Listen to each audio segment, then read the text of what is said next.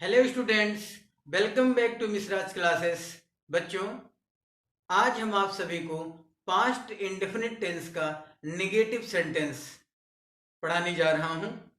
आप सभी ध्यानपूर्वक समझने का प्रयास करें और बेहतर ढंग से इसको अपने माइंड में सेट करें तो बेहतर होगा। आइए देखते हैं past perfect tense negative sentence. हम यहां पर आपके लिए सिर्फ स्ट्रक्चर से ही समझाने का प्रयत्न करते हैं। स्ट्रक्चर के बिना आप समझ नहीं सकते हैं। चाहे आप चाहें तो इसी को रूल में कन्वर्ट कर दें, और या तो चाहें तो स्ट्रक्चर से ही आप पढ़ सकते हैं। दोनों में कोई डिफरेंस नहीं होगा। आप इसे समझने का प्रयत्न करें। स्ट्रक्चर नंबर फर्स्ट है subject plus had plus not plus verb की थर्ड फॉर्म प्लस ऑब्जेक्ट। यदि किसी सेंटेंस में, यदि पास्ट इंडेफिनिट टेंस के नेगेटिव सेंटेंस में केवल एक ही कार्य किया गया हो और वो सेंटेंस नेगेटिव हो, तो वहां पर आपको स्ट्रक्चर नंबर फर्स्ट का यूज करना चाहिए।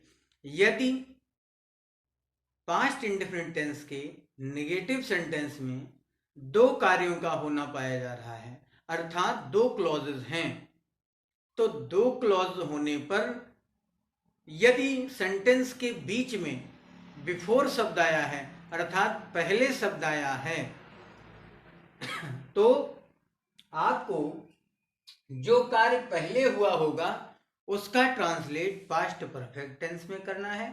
जो कार्य बाद में हुआ होगा उसका ट्रांसलेट पास्ट इंडेफिनिट टेंस में करना है। एक बात। तीसरा स्ट्रक्चर कहेगा, यदि किसी वाक्य के बीच में आफ्टर शब्द आया है, मान लीजिए दो वाक्य दिए गए हैं, अर्थात दो क्लॉजेज हैं और दोनों क्लॉजों के बीच में आफ्टर शब्द आया हो। आफ्टर मीन्स पश्चात या बाद, पश्चात शब्द आया हो, तो आपको जो कार्य बाद में हुआ है उसका ट्रांसलेट सबसे पहले पास्ट इंडेफिनिट टेंस में करना है, और जो कार्य सबसे पहले समाप्त हुआ था उसका अनुवाद बाद में पास्ट परफेक्ट टेंस में करना है। स्ट्रक्चर से आप बहुत आसानी से समझ सकते हैं। जैसे यहां पर देखें, स्ट्रक्चर नंबर 2 है subject plus had plus not plus verb की third form before subject plus verb की सेकेंड फॉर्म प्लस ऑब्जेक्ट। आपको इतना ही देखना है, यदि बिफोर शब्द आया है, बिफोर मीन्स पहले, यदि बिफोर शब्द आया है और सेंटेंस में जो कार्य पहले हुआ है उसका अनुवाद आप पास्ट परफेक्ट में कर देना, जो कार्य बाद में हुआ है उसका पास्ट इंडेफिनिट में करना है। ऐसा आप अफर्मेटिव सेंटेंस में, पॉजिटिव सेंटेंस में पढ़ चुके हैं। यदि किसी सेंटेंस में दो वाक्य दिए हैं, दोनों वाक्यों के बीच में आफ्टर शब्द आया है, तो आफ्टर मीन्स पश्चात या बाद, अगर बाद शब्द आया है तो आपको क्या करना है, जो कार्य बाद में हुआ है उसका अनुवाद पास्ट इंडेफिनिट टेंस में करना है, और जो कार्य पहले समाप्त हुआ है उसका अनुवाद बाद में आपको पास्ट परफेक्ट टेंस में करना है। बहुत ध्यान से यदि आप समझेंगे तब ये आपके समझ में आएगा, वरना आधा आएगा और आधा डिसअपियर हो जाएगा। तुम यह समाचार पहले नहीं सुन चुके थे, यहां पर केवल एक ही कार्य हुआ है, तुम यह समाचार पहले नहीं सुन चुके थे। यहां पर आपको सब्जेक्ट में लिखना है यू, सब्जेक्ट हो गया, फर्स्ट स्ट्रक्चर आपके काम आने वाला है।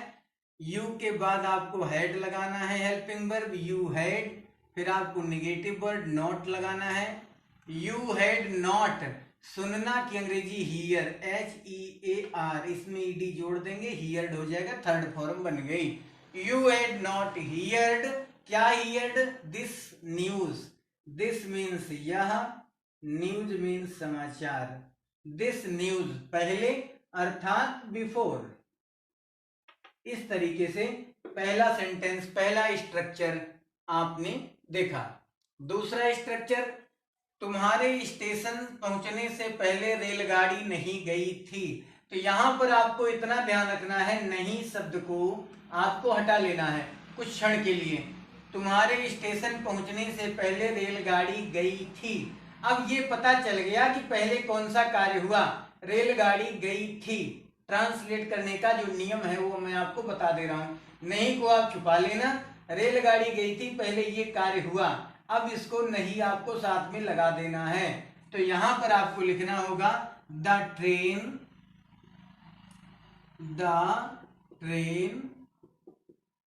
हैड नॉट गॉन, ये हो गया। The train had not gone. अब आपको बिफोर यहां लगाना है, बिफोर तुम्हारे स्टेशन पहुंचने से पहले। तो you reached station, you reached station, you reach means पहुंचना, इसकी second form reached the station. इस तरीके से आपको माइंड लगाना है। नेक्स्ट है पिताजी के जाने के बाद डॉक्टर साहब नहीं आए थे। अब यहां पर आपको नहीं शब्द को छुपा लेना है। अब पिताजी के जाने के बाद डॉक्टर साहब आए थे, यहां पर डॉक्टर साहब पिताजी के जाने के बाद आए थे। तो कहने का मतलब पहले कौन सा कार्य हुआ, पिताजी के जाने के बाद डॉक्टर साहब नहीं आए थे। तो यहां पर आपको क्या करना है, कौन सा कार्य पहले हुआ, कौन सा कार्य बाद में हुआ। जो कार्य बाद में हुआ होगा उसका ट्रांसलेट पहले करेंगे। पिताजी के जाने के बाद अर्थात पिताजी चले गए तब डॉक्टर साहब आए, तो पहले बाद में ये कार्य हुआ डॉक्टर साहब के नहीं आने का, तो इसका ट्रांसलेट आपको पास्ट इंडेफिनिट में करना है। तो यहां पर आपको लिखना है the doctor did not, the doctor did not come, come. यहां पर आफ्टर बाद की अंग्रेजी के लिए आपको आफ्टर लगाना है। The doctor did not come after, पिताजी के जाने के बाद। तो यहां पर father had gone, father had gone. इस तरीके से आपको इसको समझ लेना है।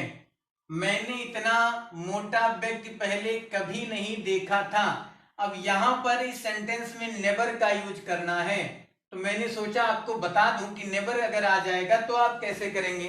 अब इस सेंटेंस में एक ही सेंटेंस है, दो क्लॉजें इस सेंटेंस में नहीं दी गई हैं, तो आप कैसे इसको सॉल्व करेंगे। मैंने इतना मोटा व्यक्ति पहले कभी नहीं देखा, तो यहां पर आपको लिखना है आई हैड, सब्जेक्ट है हमारा आई के साथ आपको हैड यूज करना है। आई हैड कभी नहीं के लिए नेवर लगाना है। आई हैड नेवर, देखना सी मीन्स देखना, सी की थर्ड हो जाएगी seen, I had never seen. अब आपको क्या लिखना है, इतना मोटा व्यक्ति। तो इतना मोटा व्यक्ति के लिए आप लगाएंगे, क्या लगाएंगे, यहां पर आपको लिखना है सच आ फैट मैन, सच आ फैट मैन। सच माने इतना या ऐसा। आई had never scene, such means इतना या ऐसा, या यहां पर आप सो भी लगा सकते हैं, शो आ फैट मैन या सच आ फैट मैन। नेक्स्ट है मुझे आज तक तुम्हारा पत्र नहीं मिला। यहां पर पॉइंट ऑफ टाइम है आज तक। जब पॉइंट ऑफ टाइम हो और एक ही सेंटेंस हो तो आप कैसे इसका ट्रांसलेट करेंगे, मुझे को आप बनाएंगे आई, ये कर्ता के स्थान पर है, सब्जेक्ट के स्थान पर है, इसलिए यहां पर लिखेंगे आई हैड, हैड के बाद आपको लिखना है नॉट, मिला अर्थात प्राप्त हुआ। आई हैड नॉट रिसीव मीन्स प्राप्त हुआ या मिला, रिसीव ये फर्स्ट फॉर्म है, यहां पर हम डी जोड़ देंगे तो रिसीव थर्ड फॉर्म हो गई। आई हैड नॉट रिसीव्ड, क्या received, your letter, your means तुम्हारा, लेटर मीन्स पत्र। अब बचा क्या, आज तक, तो तक की अंग्रेजी होती है till, TILL, till today. Means आज तक। I had not received your letter till today. Next है वह कल सायंकाल तक वापस नहीं आया था। तो यहां पर आपको लिखना है कल शाम तक। ये पॉइंट ऑफ टाइम है कि वो कल शाम तक नहीं आया था। तो आपको क्या लिखना है, he had not, he had not, he had not वापस आना अर्थात रिटर्न। रिटर्न, रिटर्न में ईडी जुड़ गया तो थर्ड फॉर्म बन गया। ही हैड नॉट रिटर्न्ड, कब, कल शाम तक। तो तक की अंग्रेजी लगाएंगे टिल, कल की अंग्रेजी लास्ट इवनिंग।